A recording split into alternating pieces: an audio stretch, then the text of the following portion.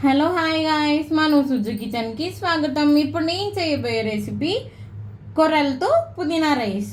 దానికి కావాల్సిన పదార్థాలు: బిర్యానీ స్పైసెస్, పుదీనా, పచ్చిమిర్చి, ఉప్పు పేస్ట్ చేసుకొని ఇలా అయితే పెట్టుకోవాలి. సన్నగా కట్ చేసుకున్న ఆనియన్స్, కొంచెం అల్లం వెల్లుల్లి పేస్ట్. స్టవ్ ఆన్ చేసుకొని కడాయి అయితే హీట్ చేసుకున్నాను. ఇప్పుడు ఇందులోకి కొంచెం ఆయిల్, కొర్రల్ని ఉడికించుకున్నాను, సాల్ట్ వేసి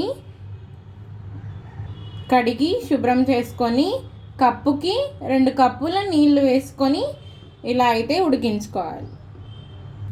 ఇప్పుడైతే 1 స్పూన్ వేరుశనగ గుళ్ళు ఎర్రగా ఫ్రై చేసుకోవాలి. ఇలా కొంచెం ఫ్రై అయిన తర్వాత బిర్యానీ స్పైసెస్ని యాడ్ చేసుకోవాలి.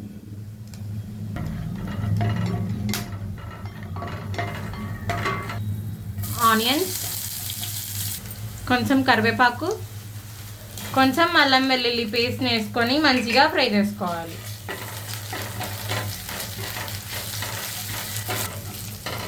ఇవైతే మంచిగా ఫ్రై అయ్యాయి. ఇప్పుడు మనం పుదీనా పేస్ట్ని యాడ్ చేసుకోవాలి. పచ్చివాసన పోయేంత వరకు ఫ్రై చేసుకోవాలి. ఇదైతే మంచిగా ఫ్రై అయిపోయింది. ఉడికించుకున్న కొర్రలను అయితే వేసుకోవాలి. ఒకసారి మంచిగా మిక్స్ చేసుకోవాలి.